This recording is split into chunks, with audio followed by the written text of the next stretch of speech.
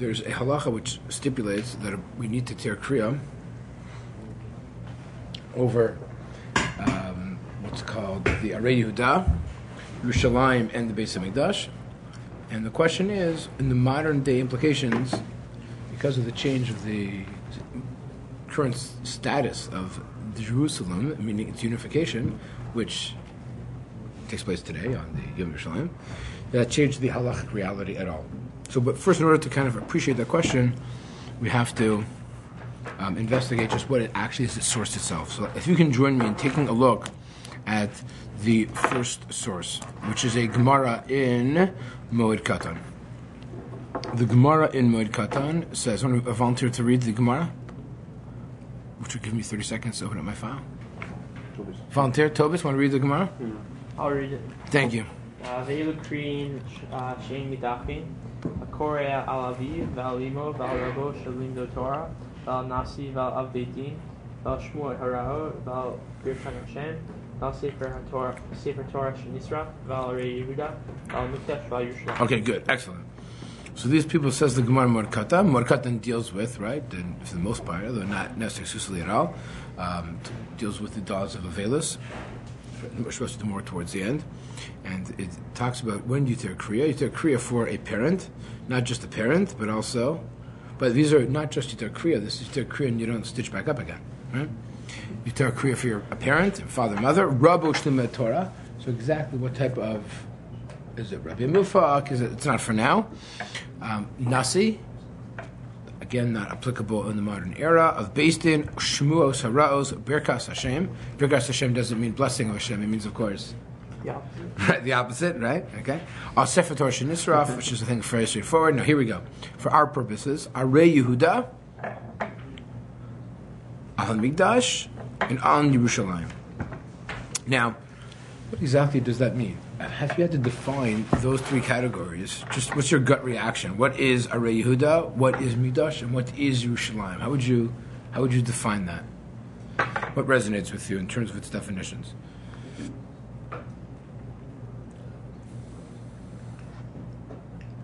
Arei Yehuda are the cities in the portion of Yehuda. So is that like exclusive? Every city you have to. I don't know. Like while you're walking, every time you're walking, you just like True. your whole shirt's gonna be. Okay, so exactly what is Arei Yehuda is going to be an interesting discussion. Again, we'll see how much time we actually have to dedicate to that, but definitely, we have to, what exactly is Arei Yehuda? By the way, it appears to be Arei Yehuda as opposed to Arei Yisrael, right? Or Binyamin, right? I mean, it appears to be only the area of Yehuda, which is basically the area of Yerushalayim in the south, as opposed to north, which was the Shechina of Yisrael. Val HaMikdash and Al Yerushalayim. What's the difference between Mikdash and Yerushalayim? Once you make Mikdash, once city. So what? So you mean? So the Mikdash is defined as the. So is that the Temple Mount? Or is that the Mikdash? So we're going to see it's not so simple exactly what the Mikdash is or what it used to be. Is that like when you see like the, you can see probably the Makkah Mikdash. So Makkah Mikdash or any part of the Harabayis, remnants. So there's right now currently, I think last time I was there, we don't have a Mikdash, but instead there's a really big building with a top on it, and that's the, of course, the Stone of the Rock. Now that can be seen from a vast area because of its golden top. The edifice is quite large. It glistens, when the sun shines off of it. So it'd be very interesting. So one argues that is that the Mikdash? It's not the Mikdash. You're seeing the place of the Mikdash. You're not seeing the Mikdash. You're seeing the Dome of the Rock. So it'd be very interesting to see what exactly is defined by the Mikdash. Also, what's Yerushalayim? What's Yerushalayim? Outside Yerushalayim. And again, are these all applicable in the modern era, or more specifically after 1967? Okay. The Kriah Mikdash, if a person tears Kriah the Mikdash, Mosif al Yerushalayim. So there's an interesting halacha. If you actually encounter the Mikdash first, you would not tear. Generally speaking, you have to tear a tefach, but you would not have to tear another tefach if you see Mikdash first and then Yerushalayim. And the idea probably is because Mikdash has greater sorrow to it, and mentioned in the lesser sorrow just to add a little bit.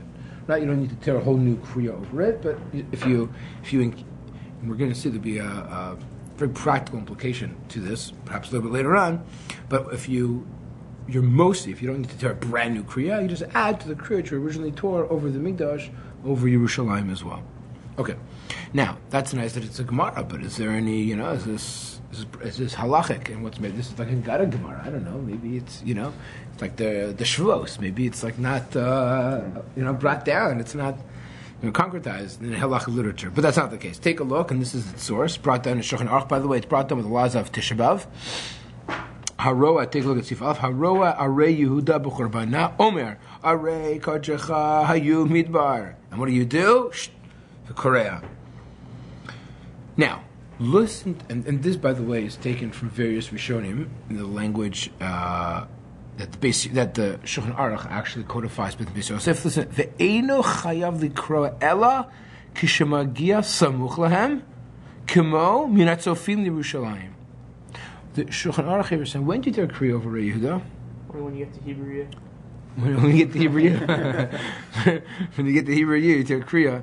So, but again, this is what he said. But careful. Shemagia samuch lahem, meaning when you're adjacent to these destroyed cities, just like. So again, when do you tear over Yerushalayim? When you're at Hebrew, you tear over Yerushalayim. But you tear over Arei Yehuda again when you see, just like from the Harat Sofim, you can see Yerushalayim, right? Hence its term Harat Sofim, right? And so too, if you see, all you have to do is come from a distance and you see the destruction of Arei Yehuda. Also, you would tear Kriah over it. Just for curiosity, we're talking about Arei Yehuda. We're talking about like the Silwan Valley. So it's a very good question. That's an excellent question. What exactly is considered? First of all, there's not much left. Meaning, like the modern. Remember, Israel. We all know from archaeological purposes, Arei Yehuda. Many of the cities of Yehuda are buried many meters underneath the ground. What we have today is many layers over Arei Yehuda. Right? It's been a couple thousand years. So I don't know how many. I mean, let's say Ir David. Ir David, right? So it's true there used to be Ir David called David. So what is that? Is that exactly where David was? I say it's nearby. It's David's palace. And they try to uncover it. Again, there's various, very unclear, very ambiguous, both from a halachic perspective and practical perspective, which will obviously be connected. Okay, so that's for Arei Yehuda. Next, says the next halacha, Harei Yerushalayim b'Chorbana Omer Tzion Hayta Midbar Shemema. That's when it comes to Yerushalayim. Next, V'Beis HaMikdash Omer Beit Kodshenu V'Tifartenu Asher Lulucha Bovotenu Hayal L'Sirfat Eish V'Chol Machmadinu Yal L'Chorva V'Koreh. So you don't just tear Kriah, you also basically quote a pasuk. Now, here we go. Me'echan Chayav L'Kroah, says Shulchan Aruch, Mir HaTzovim V'Achar Kach Sheyireh HaMikdash Korah Karacher. So here we go. What do? You first tear over Yerushalayim, then you see the Mikdash, you do another Kriah. V'chol Kriah tavach, and every single time you do another tavach, v'imba derech hamidbar, and if you come through the desert, if you traverse the desert, sha'az roeh Mikdash tchila, and what do you encounter first? The Mikdash. Now, how would you do that, by the way? Anyone know the Yerushalayim? Well, you went to Shvat HaKotel, guys? So here you go. If you wanted to come to, what route do you take that you wouldn't see Yerushalayim, but you'd see instead what? Oh, you went to the city too. So, what's the path that you take if you want to see the Mikdash first and then the old city? What route might that be? How's that even possible? If you come from which direction? The other side of the Kotel. So, if you come from, No, now it's the other side. Not Sharash. So if you come from, I think the Sharashpot. If you come from Sharashpot, you in fact the first thing that you see is the Kotel. Well, theoretically not, but No, yeah, you do. They're going in. well, theoretically you see the walls that you're walking through first. I mean, obviously that can't work. But I mean, if you come from that direction, you could see Harabayis probably first. If you come from Harz 18, you kind of like that. You cut from there. That's the only time you can really see. Like you'd only see the basement dust first. That area maybe before you saw Yerushalayim itself. Maybe, yeah, but like the walls are they're very adjacent. They're right next to each other. So these walls were only built in 1500s. Right. Remember the walls now that we have, and it's not considered Yerushalayim, right? The walls are modern. Those walls. Talking about modern ones. So, okay. So, anyways, if for whatever reason be some type of route. Where's actual Yerushalayim relative to that wall? No, it's the old city. The old city is not exactly. Not quite. No, exactly. It's like Silwan Valley, I thought. Yeah, that's outside. Out. That's further out. I don't know. It's been a long time. Unfortunately, it's been to Yerushalayim, but if for whatever reason to be able to take a route that you'd first see the Mikdash, I guess I'll tell you, if you're coming from the east, right, and you'd see the dome first. If again we're arguing that it's the dome that you tear Kriah over, so if you'd see the dome first before you'd see anything else in Yerushalayim, then you tear Kriah over the Mikdash. Again, I'm making an assumption, which might be correct. I would say from Har 18 would be the first place you see the dome before you would see this. Anything else? That's what I would think. I don't know if anyone disagrees. Anyone ever come from East Jerusalem? It's all Does it go hills, so there? you see everything. When you go around on the 3 bus, when it goes in to East Jerusalem and then it comes up the side, You see the Makom Mikdash first. You're on the Rakava, you take it really far around. Really, I've never taken it far. Taking it. no, 3 bus goes taking it around the to East entire Jerusalem, old city and but comes in from the back on the wrong side. You'll see here, hang on, there were those that were Machmir. You're born Give me 1 second, hang on. Here.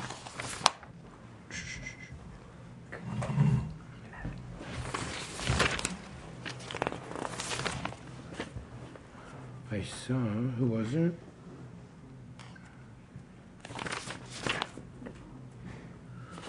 Was it the Stipler? No.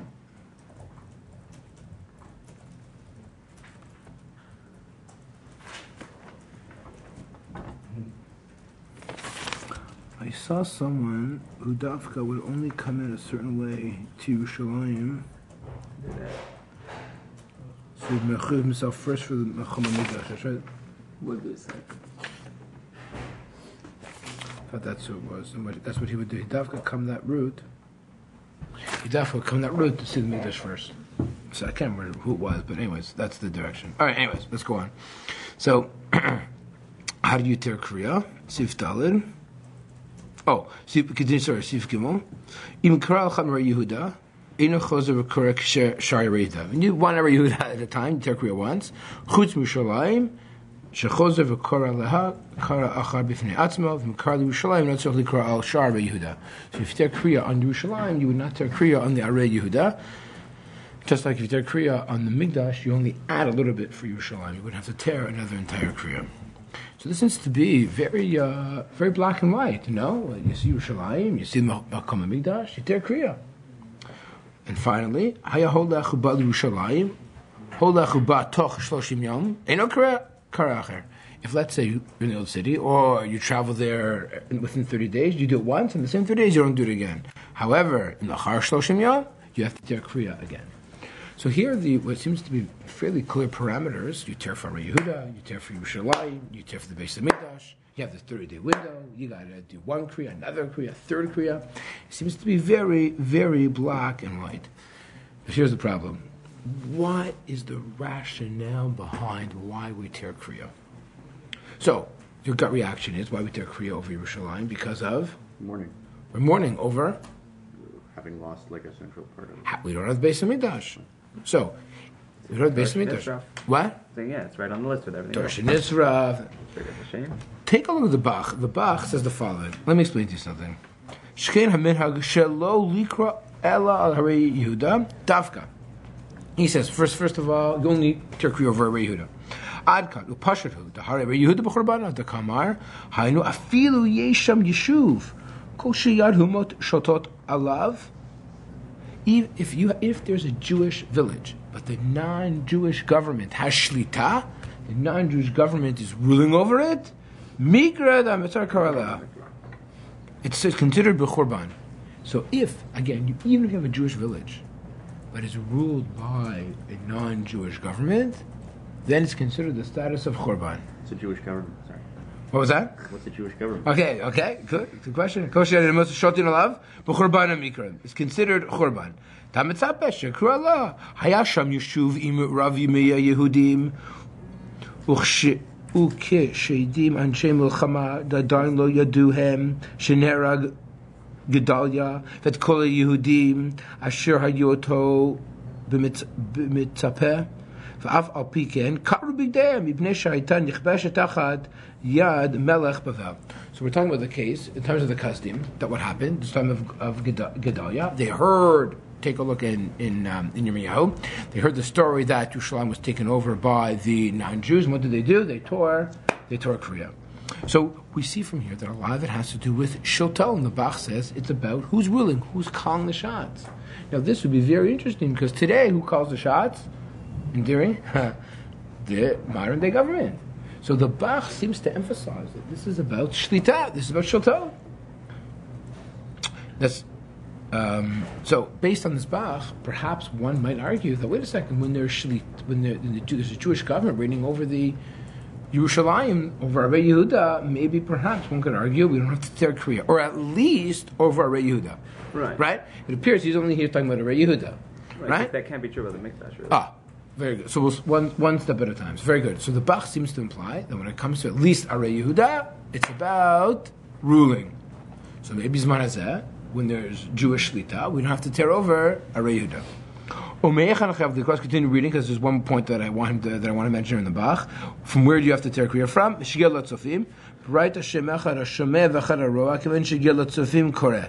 So a person needs to tear Kriah when they get to Har Tzofim. One second. And continue. Look at the next line. Katav Rashi. Tzofim shem kfar. Sheyachol lirot Beit Hamikdash misham v'chein pasak Rambam. So the question is, where exactly do you tear Kriah over? What do you exactly have to see? So he says, from this vantage point, from this village, you can see the Beis Hamikdash, or in theory the Beis Hamikdash should be, and that's where you tear Kriah. However, Achen Harif Arosh Ishmitu Zeh Gam Rabbeinu Atzmo Lo Kasvu B'Yoredea Hachi Masham B'Raisa Zaf Shomei Avinu Roa Kivan Shegel Lotzofim Kriah Aval B'Roa Afilu B'Racho Karbe Yeshel Likra. We see here it is a machlokas. Do you need to see it or not? Meaning, let's say I know if I look at the Dome of the Rock, can I see the Mikdash? I mean, how much of the Mikdash, the place, do I have to see? Is it sufficient to see an edifice, a building that's there, but I can't actually see the ground itself? Is it enough just to be able to look at the area of the Mikdash, recognize that there's no Mikdash there in Ter Kriah, or do I actually have to see the actual ground and the floor where the Mikdash once stood? So we see here, we need to understand a couple of things. One, what does it mean, implications of ruling, and what's the implications of seeing, right? So there's two. Do we tear Kriah at all, depending on who's ruling, who's government over it? Yes, no. And then when does my chiyuv of Kriah actually take place? So those are going to be two different components and not related to each other at all. Is there a chiyuv to tear Kriah b'zman hazeh? And when do I have to tear Kriah? Upon seeing, not seeing? And that's one, that's two. The third question? No, those are the... Okay. So, take a look, gentlemen. Skip the two... Here. Go to the end. There's a tshuva of... Go down. Go to that last paragraph in the Bach, actually. Matzati bilikutim. Next page. Yeah, the pages are a little odd. Page 2.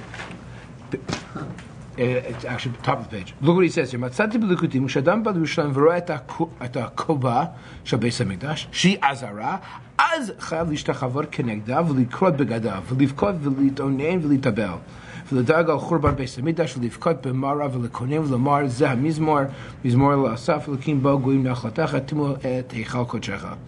So he wants to say that when do you actually have to tear Kriah? Only when you see the Azara itself, the floor. And in fact, this is going to be an interesting machlokas. Where is my chiyuv of Kriah? When does my chiyuv of Kriah actually kick in? Is it enough to see the Dome of the Rock? Do I have to see the Azara itself? So, in doing a little bit of research into this topic in the past few days, I noticed there appears to be very, very interesting, a few different approaches. There's the approach of Rav Sternbach, which is in the next source, the Chuvos van Hagos. We're going to see Rav Moshe, and then we'll have the approach of Rav Aviner. I am like ideologically like. Right, very right. You can already, can already kind of feel out the. You kind of know where you're going to come out on this. What was that? Kind of know where they're going to So, come out on this. says the Chuvos on goes. He says the following, and again, this is a very practical question. He says, "Here are the issues. How do I deal with these challenges? When do I tear Kriah? What's applicable today? Right? And then, everyone heard of the borrowing shirts? Ever heard of the borrowing shirts?" Or coming on Shabbos, shirts, right? yeah. Borrowing shirts. So we'll mention that as well. That's worthwhile. Okay. So says Chuvas on Agos, and I edited some of it just to make it a little shorter, but it's worthwhile reading because he kind of spells out most of the issues, although not all of them. Hara mikdash b'chorban achav likro begadav vayaser kriya v'yesh omer sheyigale libo. You have to actually until you reveal the heart. Fine. By the way, that's another good question. How far do you have to tear kriya? Let's say I'm wearing a jacket. And I'm wearing a shirt. Do I have to tear for a parent? Rahman al-Islam, you have to tear kriya adshe megala es libo. So, question. Okay, suit jacket. You have to tear kriya not on it. It's a beged elyon. What's it used for? Undershirts we don't really tear kriya over because it's for it's not really considered a beged. But for you have to tear kriya megala libo. Right, so it's on the left side, and it's straight down. But when it comes to a sibling, or when it comes to a spouse, or a child, we don't tear kriya on the left side, we tear kriya on the right side. There, you don't have the same chiyuv. You don't have the megala at libo. But when it seems, we see here that the status, and that's what the Gemara was saying, the status of this kriya that we're talking about here is as severe, Rahman al-San, as for a parent. Which is a pretty, powerful level when it comes to kriya. So that's what the Chuvos Harangagos. Stormbach says, we're passing like the Shon Arach. It says mamash magala et libo. However, the minhag is only to do one beged. You do not need to do if you're wearing, let's say, two different begadim. Let's say you had a jacket, you had a sweater, and then you also had a shirt. You would not be obligated to tear through both the sweater and the shirt. By tearing the sweater, he says it's sufficient. Meaning, he says that no, we're not as machmir. It's interesting. Even though the Gemara says it, even though the halacha says it, says we don't do it. And it's interesting how we're going to see certain things that appear to be black and white in halacha. We don't do. It's not the accepted minhag. I'll give you another example he's going to bring up later. You tear over Yerushalayim and you're of the base of Mikdash and you're mosif on Yerushalayim. He says, no, we don't do that today either. We just tear over the Mikdash. We don't add Mosif on Yerushalayim. It's interesting how we're going to see how even despite the fact that it appears to be quite black and white when it comes to the Gemara, when it comes to halacha, practically we don't necessarily do those things. Okay. Now, here we go. The Nagu Likro Kisharoim Hakuba. By the way, what's that referring to? It's Mosque. That's Dome of the Rock. When you see it, the Dome of the Rock, because of our sins, it's built on Makam Midash. Af she'ein robin karka azara. Says Rav Sternbach, you don't see the karka of the azara. Remember the Bach quote, you got to see the karka of the azara? No. He says, you see the Dome of the Rock? That's sufficient. Because that should be you're not seeing the ground, but that's the Makam. Meaning you know that this building is situated on that location.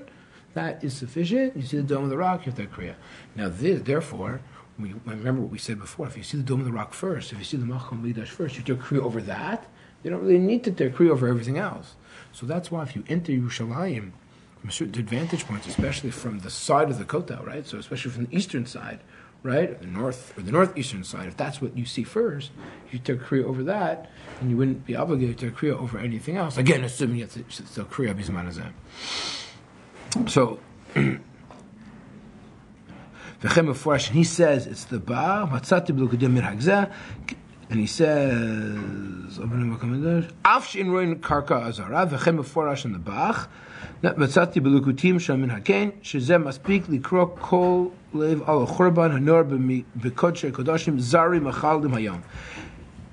Now listen to this. Says Rosh Sternbach. He says it's true. Mikaradi, and you only have to tear Kriya if you see the Dome of the Rock. But listen to this. But I'm very machmer on this. Look what he says. Ani noheg. I want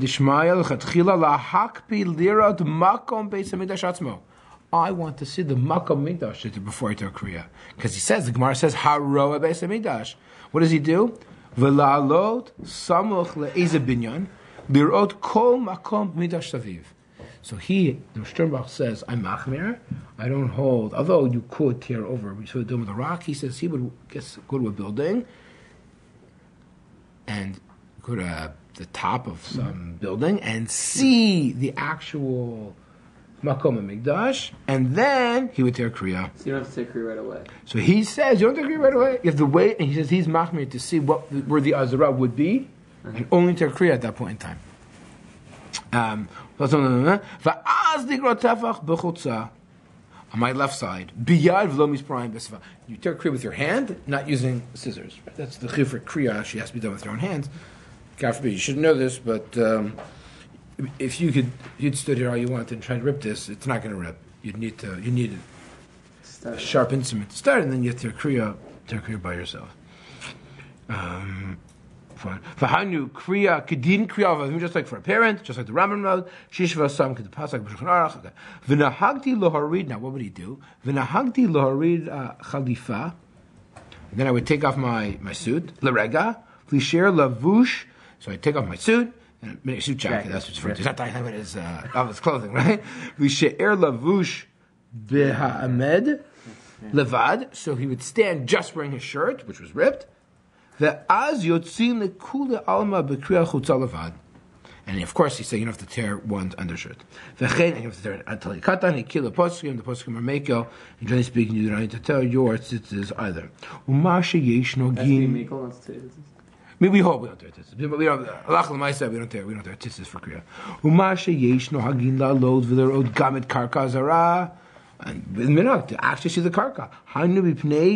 Shalashon Chazalhu shetignu Kriah beroa hamikdash v'zeh beria gemura v'lo rak begag hakova shrak mazkira chorban aval in roin chorban hamikdash b'mekamo karooi.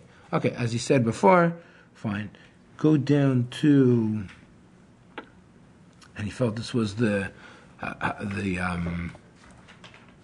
was the brisker. He wants to see the Makom Mikdash itself. Okay, here we go. And he quoted Rav Diskin, Zatzal, Shaloh halach kota ma'aravi, ve'ein b'yadinu, okay, fine, you won't go why, but, okay, fine. That's his opinion. We see how Rav Sternbach says, you can tear Kriah when you see the mosque, but you should try, he's machmir, to see the Azara itself, and the Kriah is just like an avivima. Comes on Rav Moshe Feinstein, and he says something very interesting.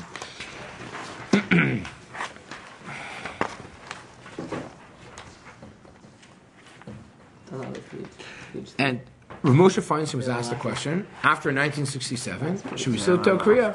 Do we still need to tear Kriah bizman hazem? After all, after 67, Yerushalayim is in the hands of the Jewish people. So he answers the following. This was a few years after the 67. This was already in Tafshin Mem Aleph, right? So, a number of years later. Go to the third line in the middle. He says, Vadai hu chiyuv. He says, Surprisa, Mod Katan, Kamare Yehuda, tour. He says you have to do it. But here we go. He's going to say the following. I'll show you. That it's all about Binyan Yerushalayim, not about Shilton. Just want to show that to yourself. If you go down, gentlemen, 5 lines down in Rav Moshe Feinstein, there's like a long bracket. Right underneath that line, he says the following: Tzarich likra af she'inan b'chorbanan kol zman shelo ba melech HaMashiach. Even you want Yerushalayim is built up. Yerushalayim is b'chorbanah. Some people say Yerushalayim is b'chorbanah. Yerushalayim is booming. You can't buy a house for probably $100 million. The place is booming. There's children. How can you tell me it's b'chorbanah? What are you talking about b'chorbanah? It's b'binyana. Says Rav Moshe Feinstein. What are you talking about? The fact that there's no Melech HaMashiach, it's the status of B'chor Bana. Rav Soloveitchik also felt the same way, that as long as we don't have the Beis Mikdash, it's the status of B'chor Bana. There was a movement after 67, the chief rabbinate actually wanted to change a nusach. Instead of saying on Tisha B'Av, we say Mincha, Ashkenazim say Mincha, Sfarim have a different minhag. Ashkenazim say Mincha of Tisha B'Av itself, Nachem. So there were those different versions of not saying Nachem, but instead of saying Rachem, meaning to change the nusach of Nachem, because how could you say Nachem today? Nachem, you shall you're a Shomema v'abzuya b'lefi yoshveh. How are you talking about? It's not bzuya, it's not Shomema. It's built up. It's beautiful. There's kids playing. There's Yod Yeshui Zakinim Zakinot. How can you tell me it's B'churbana? So Soloveitchik and many others said, unfortunately, it's not about the physical reality. Yes, it's booming, and it's blossoming, and it's magnificent. But as long as we still have, as long as we don't have Beis Hamikdash, it's in the status of B'churbana, right? That was the opinion of Rav Soloveitchik, and this is again Rav Moshe quoted basically the exact same thing. However,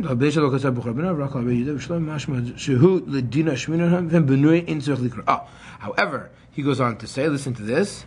Aval, b'shulchan aruch and Orchaim, the al beis hamidrash lo kasav b'churbana, v'rak al rei Yehuda v'Yerushalayim, mashma shehu ledina, lashminan she'im hem benuim ein tzarich likros. Says Rav Moshe Feinstein, he wants to make a diuk, and he says, it's true that maybe when it comes to Beis Hamikdash, but when it comes to Arei Yehuda and Yerushalayim, maybe one could argue that if it's built up physically, not with Melech HaMashiach, maybe one could argue Melech HaMashiach is only really connected to Beis Hamikdash. Maybe on Arei Yehuda and Yerushalayim, that's a physical reality. It's not connected to Mashiach. If it's built up, then you don't tear Kriah. If it's not built up, you tear Kriah. That's what he perhaps wants to entertain. If you tell me that it's not destroyed, if it's built up, meaning if Arei Yehuda and Yerushalayim are built up, maybe it has a status not of B'churbana, maybe it has a status of being built, in which case you wouldn't tear Kriah. Again,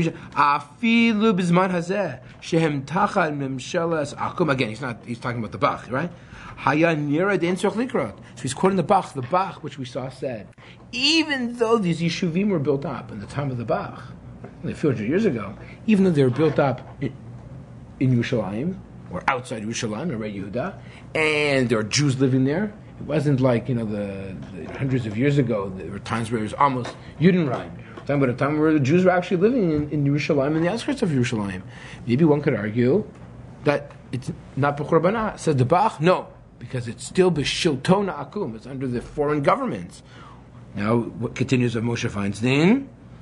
Ach meisig di'ikar de kol shehem b'yedei Akum. Says Moshe Feinstein, the ikar, the emphasis that the Bach is saying. Is it the Bach? It was the Beit Yosef, I think, quoted the Bach, saying that what? No, it can't be. That's impossible. Not mistaken. It was the Beit Yosef. Shekol shehem b'yedei akum av al pi sheyesh behem yeshuv b'churbana mikri. Even if they are built up, as long as they're in the hands of the non-Jews, they're considered b'churbana. That was Rav Moshe Feinstein quoting the Beit Yosef. V'chen kasvu Taz and Magen Avraham and the Perush Magen Avraham inyan zeh b'yoser shekasav av al pi sheyoshim beYisrael. Even Jews are living there. Kevan sha'umos moshlim alehem mikra chorban. Since the foreign nations are governing over them, it's considered chorban. Lashon ha'Magen Avraham kasav sham b'Mishnah Berurah quotes the same thing. Vim kain, listen to the Moshe Feinstein. Ata b'chasida Hashem yisbarach, with the great kindness of God. Ein moshlin ha'umos al arei Yehuda ve'al Yerushalayim. The non-Jews are not ruling over Yerushalayim and Arei Yehuda anymore. V'gam hem yeshuvim, and not just that, but they're built up. Hu tam gadol shelo likro, and for these reasons, I'm telling you, maybe sufficient reason not to tear Kriah. Av shadayin lo ba'gula, even though the final redemption, Aydei Melech Mashiach, is yet to come. V'anu mitpachadim amot in likro, and we're scared of the nations, and v'anu mitpachadim ha'umot in likro. And even though we're scared, even despite the fact that we're scared of the nations around us, we still do not tear Kriah. Daha, ha-Kriah shel medim yisham tzirich likro Arei Yehuda. Fine, very bow acharshin. So, as Rav Moshe Feinstein here wants to imply that what? We do not tear Kriah bisman hazeh over Arei Yehuda. We do not tear Kriah over Yerushalayim because of the historical implications that took place. However, the last two lines of Oshira Makom Amigdash Shadainu B'Chorbana V'Lo Shach Shibane Elai De Melech HaMashiach Tzarich Likra B'Pashdut Ochsheva Mashiach B'Hem Rabbi Yameinu Afim Ne Mashak Tzat Zman Ajibane Yom Melech Mashiach B'Sanhedrin In Lasso. Okay, I'll tell us what to do. So, Rav Moshe Feinstein comes along and says, yes, history has an impact on halacha.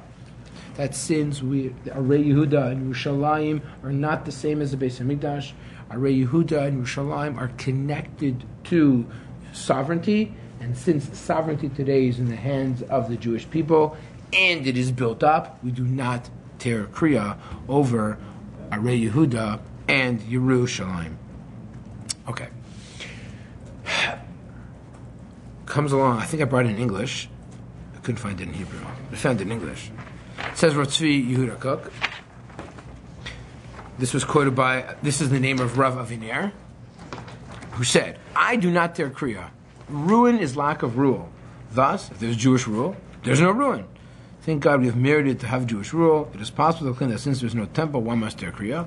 But one must understand why we have prevented from fulfilling the divine commandment of make me a temple. The temple's in our hands. Our inability to build the temple is not due to exile. We are in control. Thank God we have prevented from building Beis Mikdash due to halacha medical reasons. There are reasons, not those of non-Jews. Meaning, if it's about shilton, so we rule over the airspace, we rule over it. It's the fact that we don't have a Jewish building, there's a political reason. We rule over it. You know, they might have some control over it, but at the end of the day, if we needed to, we could put our army, if there was a situation that we needed to send in soldiers, we're in control of that, right? If God forbid there was something going on, we see it, right? We need to put our soldiers there. They're there. We're not going to start calling the waqf and ask. We don't have to do that. We are in control. The airspace is owned by Israel. So yeah. Why does that change it though? If it's still not that? So he wants to argue, meaning the opinion that holds that you don't tear Kriah over the Beis Hamikdash, that it's all about control. Sovereignty. We have sovereignty over it, therefore we're going to tear Kriah. As opposed to Rav Moshe Feinstein, who wanted to argue it's not about sovereignty or control, it's about Melech HaMashiach. So we see here these are essentially two different schools of thought. Is it about control? Does control not just apply to Arei Yehuda and Yerushalayim, but also Beis Hamikdash? Or is it about two different things? Control is only about Arei Yehuda and Yerushalayim. What's Mikdash? Do we have the Beis Hamikdash? Yes or not? Since we don't have the Beis Hamikdash, and Rav Moshe Feinstein said it's only being built Adei Melech HaMashiach, which, by the way, is a fascinating topic in and of itself. Do we Imam Mashiach Beis Hamikdash or not? That's a very interesting topic. Again, not for now, but that appears to be the machlokas that's going on here. Where Rav Moshe seems to say there's no Melech HaMashiach, only he's in control of Beis Hamikdash. We don't have Beis Hamikdash, b'chor bana, we tear off Makom Hamikdash. Whereas Rav Kook, Rav Aviner wanted to argue that no, we don't tear over the Beis Hamikdash anymore because we are in control. The fact that it's not there is a technicality. It could be there. We have political concerns, but we could do it. It's just a technical mishmash right now. Like I'm saying, historically speaking, I mean, the second Beit HaMikdash was not technically under sovereignty of the Jewish people. It was like under the Babylonian sovereignty. So the second temple? You mean the Romans? Yeah. What do you mean? I mean, it was built for us by like. So they already gave over. I see. I mean, but in the second Beis Hamikdash, the Jews had governmental, regional control over it. It was handed over to the Jews, and then later on they had a lot more sovereignty. But you're right; we were to some extent just a pawn of the later, for sure, the Romans. Right. Yeah. Right. But we had. But again, no one can argue. If there's an edifice there, it was built. It was built, right? How you tear over Kriah? It's built. You're saying that's like no sovereignty, but that is Mikdash. So right. So some people want to say, yeah, but now look who controls over who's in control of the sovereignty? It's the secular government. The only thing I have with that is, I don't think a lot of the kings of Israel were that good either. And no one said, we tear over Arei Yehuda and Yerushalayim. Yeah, it's hard to imagine. So.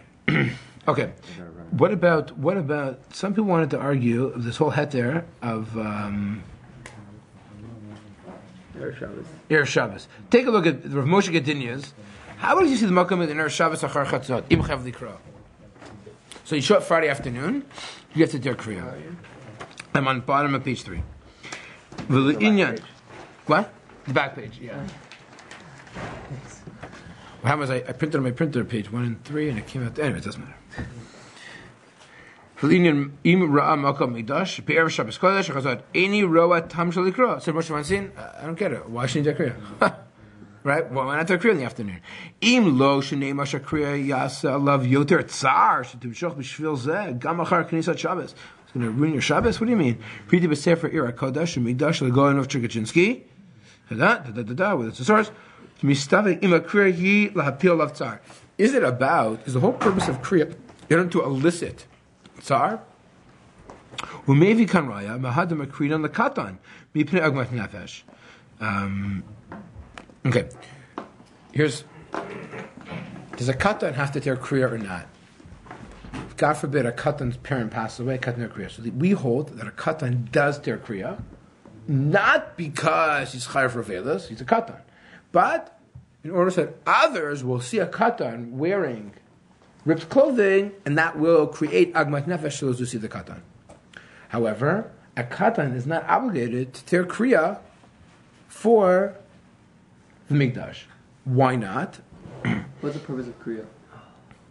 That's what we're asking. So that's exactly. What's the purpose of kriya? Exactly. Right. Is it lapil? Oh, because if the whole purpose of kriya is lahapil tsar, so then if it's tsar, so don't do it now. Do it in Shabbos. Also, the reason for kriya must be different from a parent and for the Beis Hamikdash. If the katan has different. Very good. That's exactly what Cherkachinsky wants to argue. Cherkachinsky wants to argue that when it comes to a katan and tears kriya for a parent, lahapil tsar for agmat nefesh. But we don't see the same din by the Makom Mikdash. We see therefore that maybe tearing kriya over Makom Mikdash is not lahapil tsar. I'll tell you why. Ruvain tears kriya because his father passed away. Ruvain's in a status of tsar. And therefore, other people tear kriya on Friday afternoon also. Yes, yeah, you would. Also, I mean, but for the Makom Mikdash, what do you mean Agmas Nefesh? Aren't we all in the same category about the Beis Hamikdash? We're all in that status already. So by me having my akatan, having their clothes torn, doesn't lapil tsar. Everyone's in the tsar of the Beis Hamikdash, right? As opposed to a human being, not everyone's connected to that human being. Therefore, you want to lapil tsar to enhance the sense of Agmas Nefesh. Doesn't want to see fakir. Mikan raya, had the makrinon lekatan mipnei agmas nefesh makatan. Perish Rashi sheyivka roim havi mikram. Right? That other people, why? Other people will see this kid and they'll start crying. Oh my goodness, look at this kid. He's 7 years old and his mother passed away. Right. And same thing by the Beis Hamikdash. The Beis Hamikdash is lefizeh hutam gadol leisur likro ber Shabbos. Oh, that's his havmina. I mean, that's what Cherkachinsky. That's what Cherkachinsky says, right? That what happens? If this because of this, maybe perhaps there's a reason. That one, Tam Gadol, therefore, if it's about causing tsar, so then you shouldn't maybe tear kriya after chatzos. Because, lapid tsar, it's Shabbos, Kedusha Shabbos. Shalachet, Av Shelo Huskar Ze Besifra Mashma, Hayu Korin Gamber Shabbos Chatzot. But they would, he says they would tear kriya. Av Shelo Huskar Ze Besifra, Mashma Shai, but he doesn't mention this, and therefore we see that they did tear kriya after chatzos. Aval Mukom Malkom, im itchilu linhol kein, basrot shanim shelo likra be'ershav charatzad, av shemirag nasa mitzad enoshi. This is what the minhag is, what people do. People don't do it, then we don't do it. So they do that Torah who akopanim de bedin ha-minhag. If this is the minhag, not the kriya, don't kriya. To lo gar minhag, kibul she'in rochtzin sheniach. Okay, that's the, by Avelis, we see that sometimes what people do is actually the halacha, but that's the name. Okay. He brings other examples from Avelis. Go down to the bottom. But says Moshe finds, what are you talking about? The person Kriya is not lahapil tsar. The lake ashum mitzav latzir lameis. It's not the same as you're obligated for a person who's passed away. That's lahapil tsar. And he quotes Rashing Subis, But he says what's